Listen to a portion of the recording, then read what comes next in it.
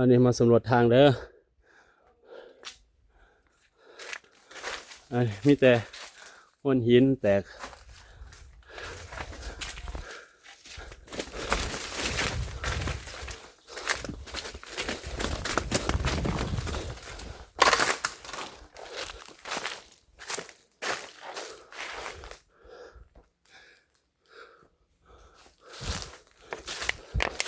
เห็นว่าคุณบานาค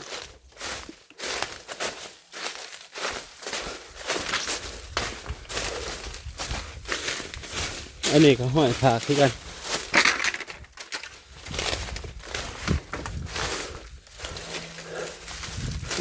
สงสัยมองเขาลง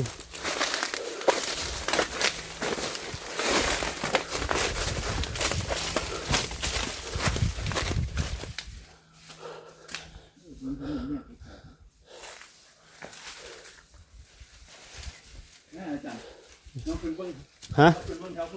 เราเรียกพาไปนะมันจะเป็นทางถนนที่พรเราไปแล้วเนาะเป็นทางเรียบโอ้เบอร์นั้นเขาเจ้าทางหมดแหละโอ้พวกนั้นแกแสดงว่าใกล้แล้วหนูใกล้มากออกแล้วแบบ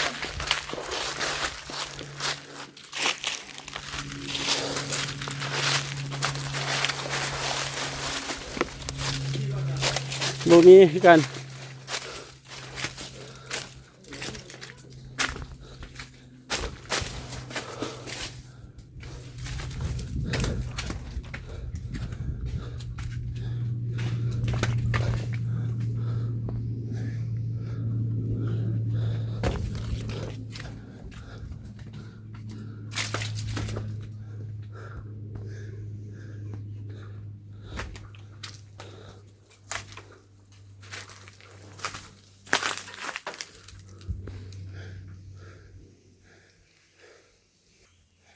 มันลงบ่ได้ทางนี้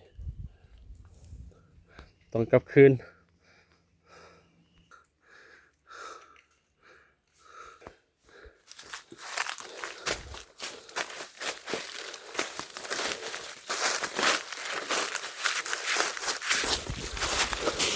นี่ทางลงบ่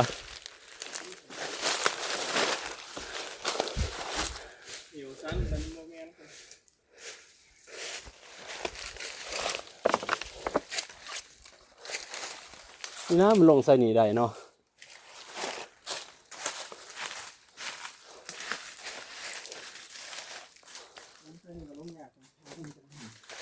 เดี๋ยวหาก่อนแล้ว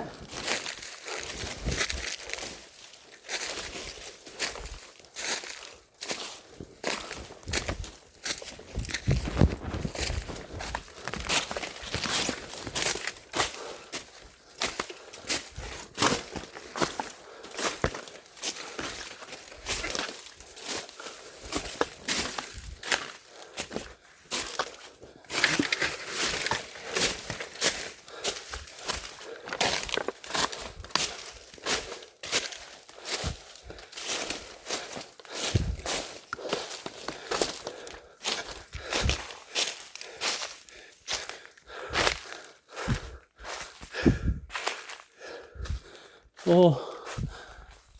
เครือตัวเนี่ยใช่นี่มีแต่เครืองาม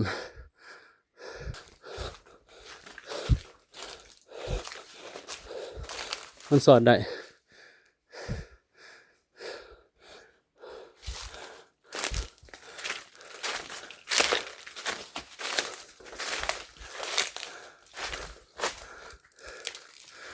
โอ้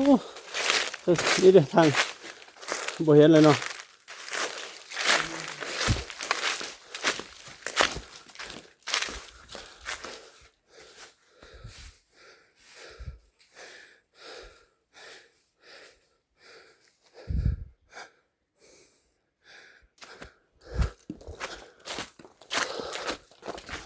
ไปสักก่อนก็บ่เห็นเลย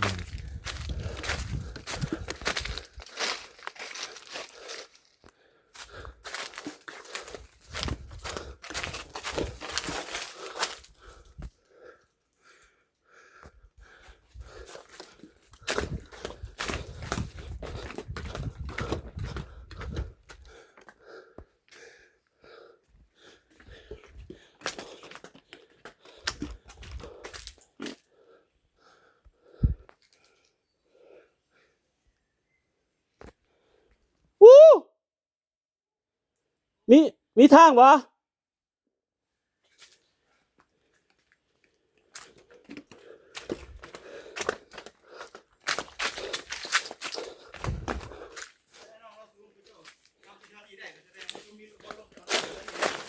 มีนะ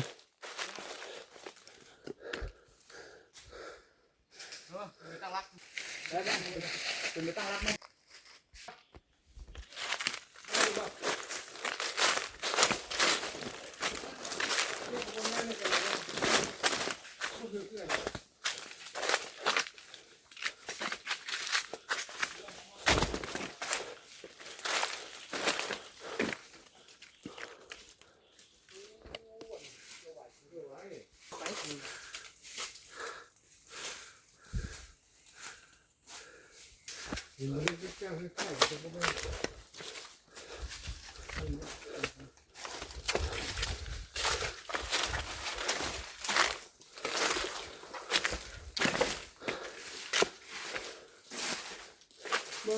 คือโดนเลย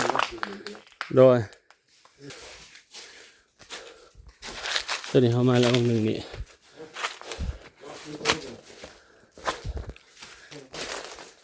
แล้วมันมีหน้าผาตัวนั้นแล้วมันตัน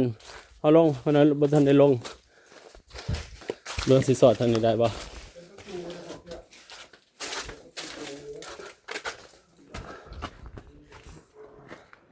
โอ้บ่ได้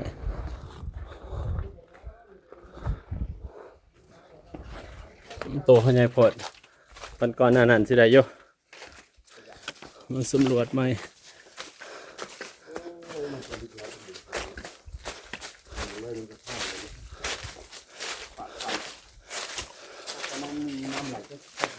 แมนตัวนี้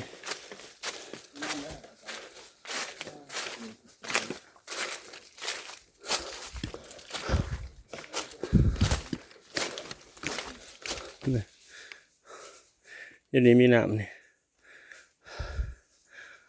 สอดกันทะลุไปหมดเลย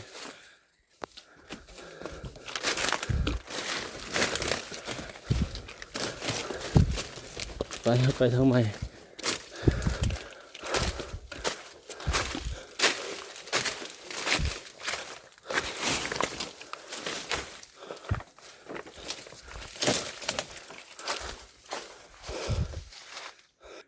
ด้วยเห็นทางว่าอาจารย์